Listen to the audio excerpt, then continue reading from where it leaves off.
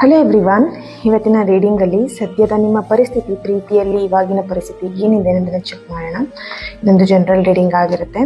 ಯಾರಿಗೆ ನಿಮ್ಮ ಸಮಸ್ಯೆಗಳನ್ನು ಪರಿಹಾರ ಮಾಡ್ಕೊಳ್ಬೇಕು ಯಂತ್ರದ ಮುಖಾಂತರ ಅಂತ ಇದ್ದರೆ ನೀವು ನನ್ನನ್ನು ಕಾಂಟ್ಯಾಕ್ಟ್ ಮಾಡ್ಬೋದು, ಸರಿನಾ? ಯಾರಿಗೆಲ್ಲ ಇನ್ನು ಮದುವೆ ಫಿಕ್ಸ್ ಆಗ್ತಾ ಇಲ್ಲ ಅಥವಾ ಮದುವೆಯಲ್ಲಿ ಯಾರಿಗೆಲ್ಲ ಪ್ರಾಬ್ಲಮ್ ಆಗ್ತಾ ಇದೆ, ಹಾಗೆಯೇ ಹೆಲ್ತಲ್ಲಿರ್ಬೋದು, ಫೈನಾನ್ಷಿಯಲಿ ಆಗಿರ್ಬೋದು, ಫೈನಾನ್ಷಿಯಲಿ ಗ್ರೋತ್ ಪಡಿಲಿಕ್ಕಾಗಿರ್ಬೋದು, ಪ್ರತಿಯೊಂದಕ್ಕೂ ಕೂಡ ನೀವು ಯಂತ್ರಗಳನ್ನು ಬಳಸ್ತಾ ನಿಮ್ಮ ಜೀವನದಲ್ಲಿ ನೀವು ಸಕ್ಸಸ್ನ ಪಡಿಬೋದು. ಓಕೆ, ಇವಾಗ ನಿಮ್ಮ ಪರಿಸ್ಥಿತಿ, ನಿಮ್ಮ ಪ್ರೀತಿಯಲ್ಲಿ ಏನು ಪರಿಸ್ಥಿತಿ ಇದೆ ಅನ್ನೋದನ್ನು ಚೆಕ್ ಮಾಡೋಣ.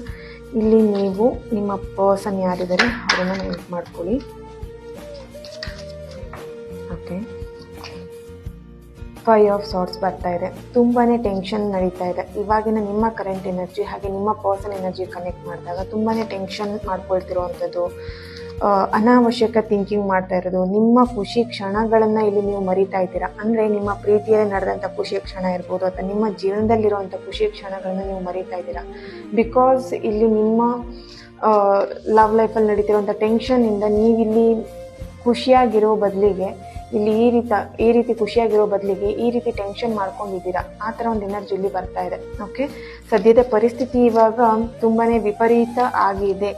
ನಿಮ್ಮಿಬ್ಬರು ಮಧ್ಯ ಮನಸ್ತಾಪಗಳಾಗಿರ್ಬೋದು, ಏನೇ ಆಗಿರ್ಬೋದು, ನಿಮ್ಮಿಬ್ಬರು ಮಧ್ಯೆ ಜಗಳನೇ ಆಗಿರ್ಬೋದು, ತುಂಬಾ ವಿಪರೀತಕ್ಕೆ ಹೋಗಿದೆ, ತುಂಬಾ ಟೆನ್ಷನ್ ಆಗಿದೆ. ಸಮಥಿಂಗ್ ನೀವು ನಗೋದನ್ನೇ ಮರ್ತು ಹೋಗಿದ್ದೀರಾ. ನೀವಿರ್ಬೋದು, ನಿಮ್ಮ ಪರ್ಸನ್ ಇರ್ಬೋದು, ಇಲ್ಲಿ ನಿಮ್ಮ ಇಬ್ಬರು ಎನರ್ಜಿನೂ ಕನೆಕ್ಟ್ ಆಗ್ತಾ ಇದೆ. ಸೊ ಹಾಗಾಗಿ ಇಲ್ಲಿ ನಗೋದನ್ನೇ ಇಬ್ಬರು ಕೂಡ ಮರ್ತು ಬಿಟ್ಟಿದ್ದೀರಾ ಅಂತ ಇಲ್ಲಿ ಕಾಣಿಸ್ತಿದೆ. ಅಂದರೆ ನಿಮ್ಮ ಲವ್ ಲೈಫಲ್ಲಿ ಅಷ್ಟೊಂದು ಪ್ರಾಬ್ಲಮ್ ನಡೀತಾ ಇದೆ. ಒಂದಾಯಿತು ಒಂದು ಶುರು ಆಯಿತು ಅನ್ನೋ ಥರನೇ, ಅಂದರೆ ಒಂದು ಮುಗಿತಿದ್ದಂಗೆ ಇನ್ನೊಂದು ಶುರು ಆಯಿತು ಅನ್ನೋ ಥರ ನಿಮ್ಮ ಲವ್ ಲೈಫಲ್ಲಿ ನಡೀತಿದೆ ಪ್ರಾಬ್ಲಮ್. ಸೊ ಹಾಗಾಗಿ ಸರಿ ಆಗುತ್ತೋ ಇಲ್ವೋ, ಈ ವ್ಯಕ್ತಿ ಬರ್ತಾರೋ ಇಲ್ವೋ, ಅಥವಾ ನಮ್ಮ ರಿಲೇಶನ್ಶಿಪ್ ಸರಿ ಆಗುತ್ತೋ ಇಲ್ವೋ, ಇದೇ ಟೆನ್ಷನ್ ನಿಮ್ಮಿಬ್ಬರು ಏನು ಮೈಂಡಲ್ಲೂ ನಡೀತಿರುವಂಥದ್ದು. ಓಕೆನಾ?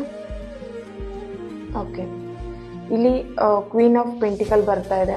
ಸೊ ಹಾಗಾಗಿ ಕ್ವೀನ್ ಆಫ್ ಪೆಂಟಿಕಲ್ ನಿಮ್ಮ ಲವ್ ಲೈಫಲ್ಲಿ ಇವಾಗಿನ ಸದ್ಯದ ಪರಿಸ್ಥಿತಿಯಲ್ಲಿ ಏನಾದರೂ ಪ್ರಾಬ್ಲಮ್ ನಡೀತಿದೆ ಅಂತ ಹೇಳಿದ್ರೆ ಅದನ್ನು ಯೂನಿವರ್ಸ್ಗೆ ಸರೆಂಡರ್ ಮಾಡಿ. ಅಂದರೆ ನೀವು ನಂಬಿರೋಂಥ ಗಾಡ್ಗೆ ಸರೆಂಡರ್ ಮಾಡಿ. ಎಲ್ಲದೂ ಕೂಡ ಸರಿ ಆಗುತ್ತೆ. ನೀವು ರಿಲ್ಯಾಕ್ಸ್ ಆಗಿರಿ. ನೀವು ಟೆನ್ಷನ್ ಮಾಡ್ಕೊಳ್ಳೋದ್ರಿಂದ ಯಾವುದೂ ಕೂಡ ಪ್ರಾಬ್ಲಮ್ ಸಾಲ್ವ್ ಆಗಲ್ಲ. ಸೊ ಹಾಗಾಗಿ ನೀವು ನಂಬಿರೋಂಥ ಗಾಡಿಗೆ ನಿಮ್ಮ ಪ್ರಾಬ್ಲಮ್ಗಳನ್ನ ಸರೆಂಡರ್ ಮಾಡಿ ಅವರಿಗೆ ಬಿಟ್ಬಿಡಿ ಅನ್ನೋಂಥ ಒಂದು ಮೆಸೇಜ್ ನಿಮಗೆ ಇಲ್ಲಿ ಸಿಗ್ತಾ ಇದೆ. Okay, yes, thank you so much. ಈ ಒಂದು ರೀಡಿಂಗ್ ನಿಮ್ಮೆಲ್ಲರಿಗೂ ಇಷ್ಟ ಆಗಿದೆ ಅಂತ ಅಂದ್ಕೊಳ್ತೀನಿ. Thank you.